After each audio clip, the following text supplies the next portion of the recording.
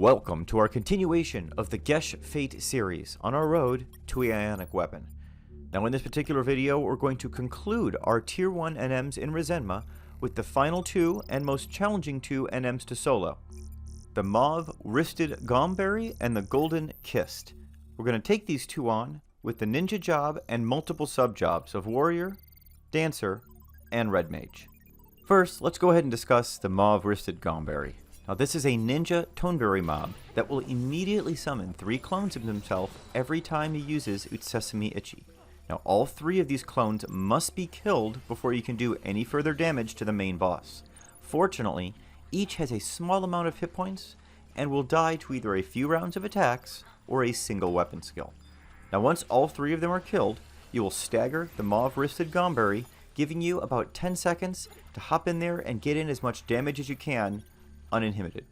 Now once he is no longer staggered, he's going to use all of these standard toneberry abilities that you're used to. This of course means if you have maximum toneberry hate, you will want to keep Mauve-Writest up at all times so that you can't be one-shotted by everyone's grudge or everyone's rancor. Keeping up Mauve-Writest will also help with not taking all the damage from throat stab.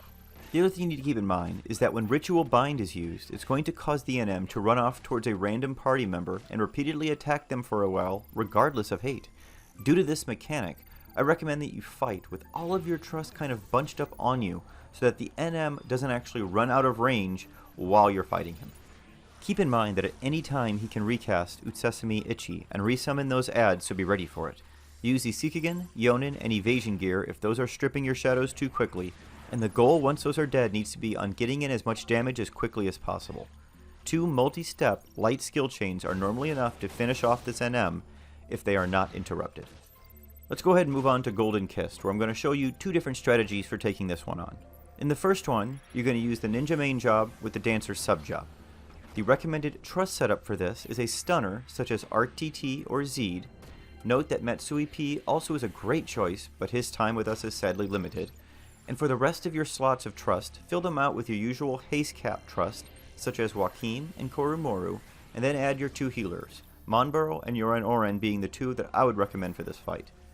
Now when the fight starts, he's always going to open with a death trap immediately before you can engage. This will normally stun all of your trust for up to 20 seconds and inflict 200 per tick poison on them. Now as long as you have your Malignant Scent on, you really should be able to easily resist this and not be stunned. Now for the entire duration of this fight, you need to keep in mind that if your trusts are in danger and you want to wipe the poison that is on them, you want to go ahead and use a Cleric's Drink, which will go ahead and wipe all of that, but you really don't want to use it at this early stage of the fight, so hold off on using it if at all possible. Normally my trusts live through this initial phase just fine. Now the whole goal with this initial strategy is to simply get in as much damage as you can as quickly as you can, otherwise known as brute force. Your stunner should stun any upcoming death traps, so simply focus on your damage completely until that happens. But note, once he stuns a death trap, you are now the backup stunner, and you want to be on the ready to stun the next death trap with Violent Flourish for those next 30 seconds or so until his recast timer is back up on stun. Now Mana Font will also be used at 75%, 50%, 25%, and then any time under 25%. So you want to finish him as quickly as possible once you get to that point. Also note that he will gain a Zombie and Dia Aura when Mana Font is up, which can substantially wipe the hit points from you and your trust. He can also use a move called Pandora's Curse under 50% hit points, which will draw everyone in and inflict minus 250 to all stats. So you want to make sure that this is stunned as well. The draw-in of this mechanic, note, can make stunning hard, and once it goes off, your ability to do any damage is substantially reduced for 45 seconds, so keep this in mind and be ready to stall if this does end up hitting you and your trust. Now keep in mind, using this brute force strategy normally results in most, if not all of your trust dying between 10% hit points and 50% hit points, and you having to finish the fight yourself, which is also why you've brought the dancer sub-job, so that you can heal yourself during that last 10 to 25%. Now let's move on and discuss strategy 2, which is actually my recommended strategy for taking on the Golden Kist. Now with this strategy, you're going to, instead of brute forcing it, pay close attention to the different phases of this fight and then react to them so that you can remove some of those nasty auras and abilities going on to make the fight more survivable for your trust. Now with this second strategy, you want to use the Red Mage subjob instead of Dancer, and I recommend you use the same trust that I mentioned with strategy 1, but instead of using either Zeed or RTT, go ahead and take Joachim out and use both RTT and Zeed, and it works even better. Zeed will usually get hasted right away at the start of the fight, and RTT will usually not get hasted at all, which ends up putting them on different recast timers after the first use of stun. This can often make it so they get stuck in this nice back-to-back stun rotation, making it so pretty much the Golden Kist is stun locked for the remainder of the fight. Note that you will be lacking haste cap with this recommended setup, so you'll want to use your dual wield 20 gear. I'll also point out that Masui P works great in place of Zeed in this setup, but alas, he's not going to be with us much longer, so long term, Zeed is who you want to be using here alongside RTT. Now, right before you pop, you want to make sure that you have Stone Skin, Aquaveal, Phalanx, and Thunder, and Bar Thunder up to take full advantage of that Red Mage subjob. Now, the reason you have this subjob, other than those trivial things, is because of the end spell damage.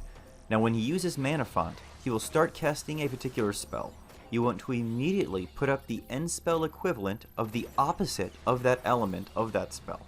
If done correctly, you will normally trigger a stagger within a round or two of attacks, making it so that that nasty aura is gone and your trust survivability goes way up for the rest of the fight. Now with the Mana Font aura taken care of, and your 2 stunners taking care of all those nasty abilities, the rest of this fight is actually rather trivial. And I normally finish the fight with this strategy with all of my trust alive and not really experienced any danger during the fight. So this is definitely why I recommend this particular strategy, and it's the one I'll show in my battle example. I also want to point out that if you are using the Brute Force strategy, you will want to still be mindful of the spells used when Mana Font is up, as the aura will allow him to absorb the element that he is casting. This means that light and dark skill chains will each cure him 50% of the time while Mana Font is up, so you want to be especially mindful of it. Now I went ahead and put a chart down there in the lower right hand corner to remind everyone of the opposing elements. In order to know what opposes the element that you're currently seeing cast, just go ahead and go backwards towards the arrow. So for instance, if he's using a wind spell, go back and you will want to use ice. If he was using ice, go back along the arrow and you want to use fire, and so on. You also want to be mindful that if he's casting fire, lightning, or wind, that you do not want to use light skill chains until the aura is removed or Mana Font is over. I hope that makes sense. Let's go ahead and see what the 2 battle examples look like. Enjoy the run, everyone.